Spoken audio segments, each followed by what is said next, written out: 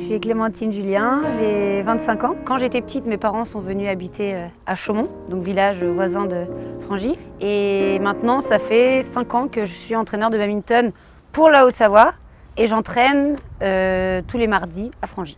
Et maintenant aussi le foot. Je fais du football à Achy, donc village voisin de Frangy aussi.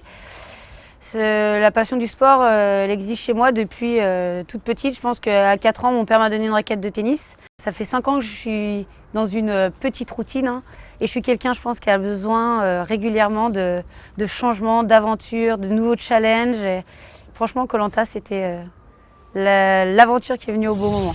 Ces aventuriers viennent tester leurs limites. Go!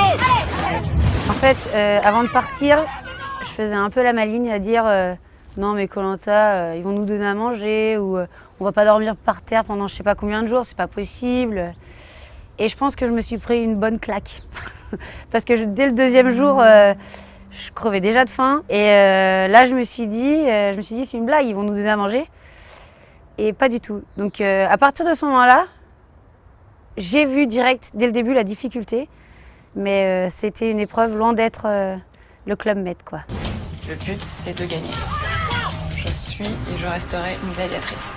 À partir du moment où j'ai mis le pied sur le bateau, là, d'un coup, j'arriverais même pas à dire dans l'état dans lequel j'étais, tellement j'étais complètement ailleurs. Bon, déjà, il y a l'adrénaline de la première épreuve de sauter du bateau et de nager jusqu'à la plage, tous ensemble. Il y a la rencontre des autres candidats, la fierté d'être sur le bateau à ce moment-là. Je pense qu'on est 18 sur 30 000 à avoir envie de faire ça. Ok, c'est parti. L'aventure commence et l'excitation avant tout. Et pour eux, tous les espoirs sont perdus. Se confronter à la nature et aux... Pour se situer, on était au Cambodge. À la fois, c'est très humide, c'est un climat très humide. Donc il pleut la nuit et la journée, il fait vraiment très chaud. Et ensuite, voilà, donc qui dit climat humide, dit bestiole. Donc des grosses araignées, aux serpents, scorpions, beaucoup de scorpions. Donc c'est pas des scorpions mortels, faut savoir. Des moustiques à foison. C'est pour ça que la nuit, on dormait complètement enfermés dans nos vestes et pantalons. Donc après, on entendait des singes et des rats. Enfin, faut faire attention, toujours attention où on marche. C'est pour ça qu'on est toujours en basket.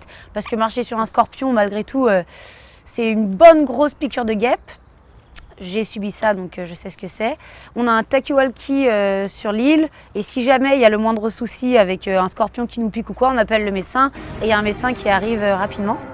Parmi eux, il y a le gagnant ou la gagnante de Koh Lanta et ils vont tous avoir une grosse surprise. Vous faites partie de l'équipe des Bleus. Le jour où je suis sortie de l'émission, je me suis dit que plus jamais je referais quelque chose pareil. C'est pas possible. Là maintenant, ça fait quelques mois quand même que c'est terminé. Et ça me manque. Mais si on me dit demain tu le refais, alors là, je signe direct. Koh Lanta, nouvelle saison, vendredi à 20h55 sur TF1.